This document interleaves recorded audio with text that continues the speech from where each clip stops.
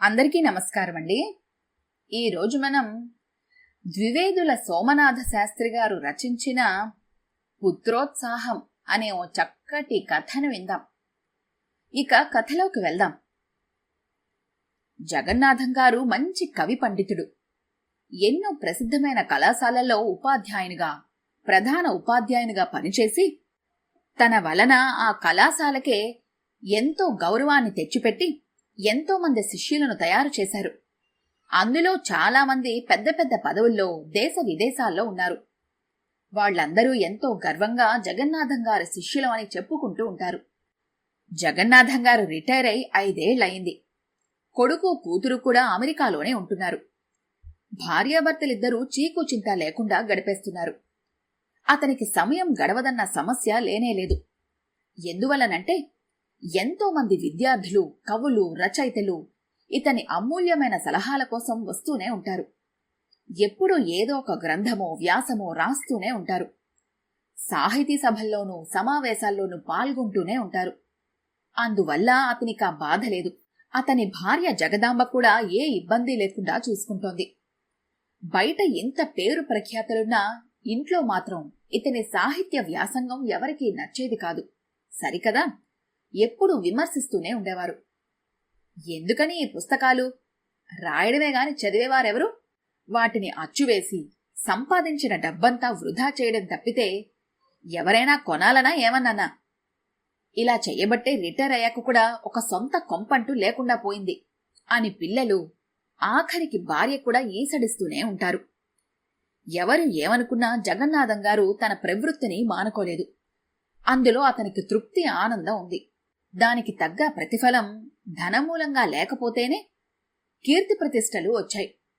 ఎన్నో ప్రముఖ సంస్థలు సన్మానాలను, సభలను జరిపి ఎన్నో పురస్కారాలను, బిరుదులను ఇచ్చి తమను తాము గౌరవించుకున్నారు.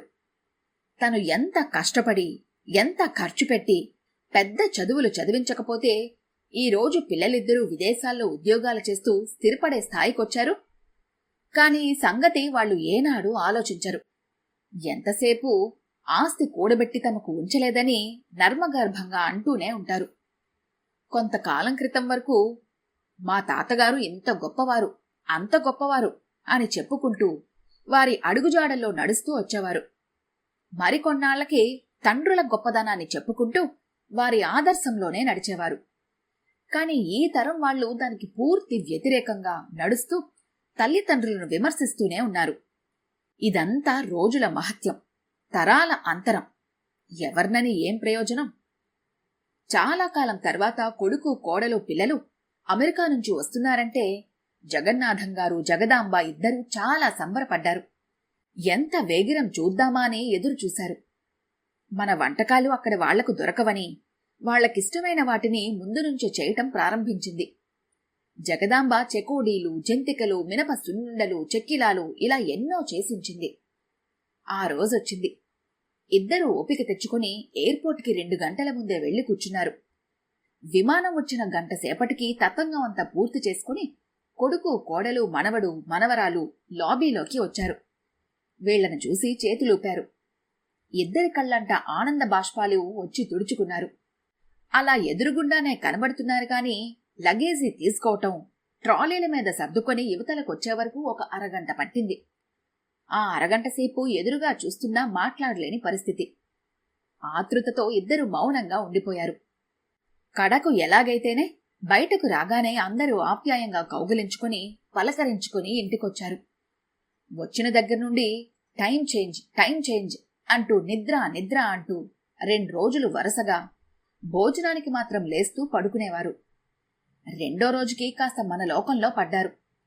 ఆ తర్వాత చుట్టాల ఇళ్లకి, స్నేహితుల ఇళ్లకి వెళ్లటం, వాళ్ళిచ్చిన పార్టీలతోనే రోజులు గడిచిపోయాయి. ఇంట్లో ఉండటమే, తల్లిదండ్రులతో 1 గంట గడపటమే కష్టమైపోయింది. ఇంట్లో ఉన్నా కూడా ఎవరో వచ్చిన వాళ్ళని ఎంగేజ్ చేయటంతోనే సరిపోయేది. అయినా తమతో ఉన్నారని తృప్తిలో సరిపెట్టుకునేవారు ఆ తల్లిదండ్రులు. ఒకరోజు జగన్నాథం గారు ఇంటికొచ్చేసరికి రాత్రి 10 అయ్యింది. ఆ సరికి ఇంట్లో అందరూ ఎదురెదురుగా కూర్చొని గంభీరంగా, ముభావంగా ఉన్నారు. ఇంట్లో అడుగు పెట్టగానే, "ఏం నాన్నగారు, మీకేమన్నా మతిపోయిందా?" ఇంత రాత్రి వరకు ఇంటికి రాకపోతే ఏమయ్యారో ఏమిటో అని మాకేం తెలుస్తుంది? ఇంతవరకు తలోదారి వెళ్లి వెతికి వెతికి మీరు కనబడక తిరిగి తిరిగి వచ్చేశాము. ఇంకా 2 రోజులుంది మా ప్రయాణం. మమ్మల్ని సవ్యంగా తిరిగి ఊరు వెళ్ళనిస్తారా లేదా? మేం వెంటనే వెళ్ళకపోతే అక్కడ ఊరుకోరు. ఎటినుంచి ఏమైనా ఎంత ఇబ్బంది అని కొడుకు పెద్ద పెద్ద కేకలు వేయటం ప్రారంభించాడు.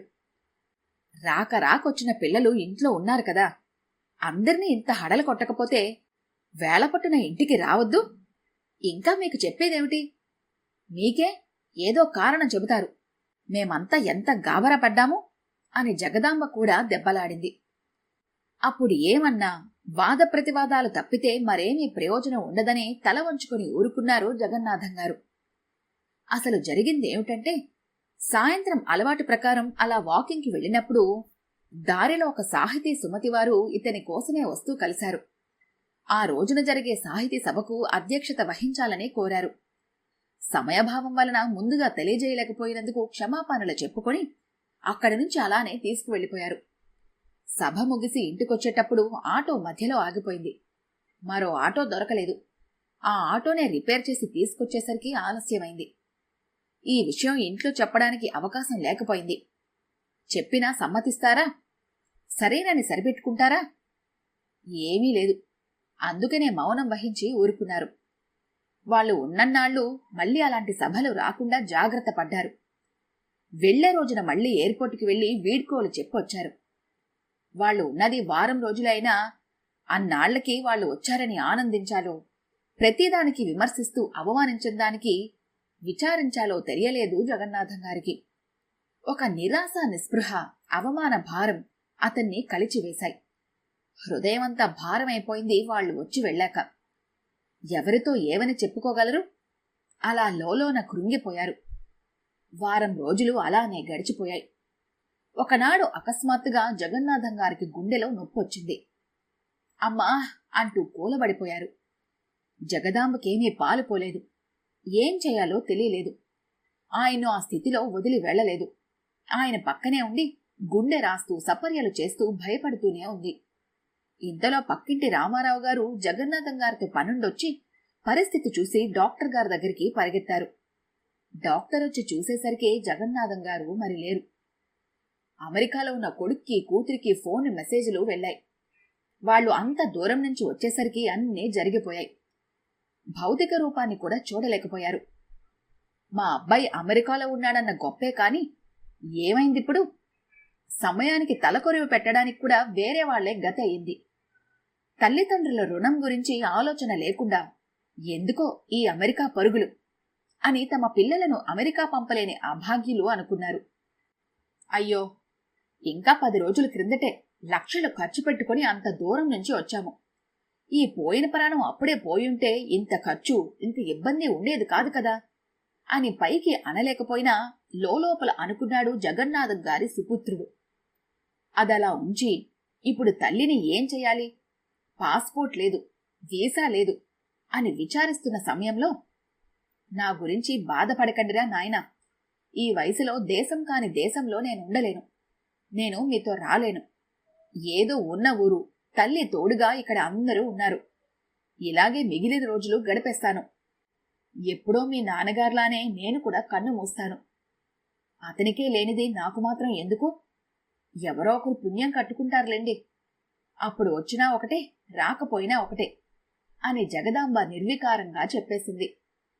ఆ మాటలు విని పెద్ద బరువు దిగిపోయినట్టుగా ఊపిరి పీల్చుకున్నారు అమెరికన్ రిటర్న్డ్ పిల్లలు తిరిగి వెళ్లిపోతూ. ఈ కథ కనుక మీకు నచ్చినట్లయితే లైక్ చేయండి, షేర్ చేయండి. మరిన్ని ఇంట్రెస్టింగ్ కథల కోసం మా ఛానల్ని తప్పకుండా సబ్స్క్రైబ్ చేసుకోండి.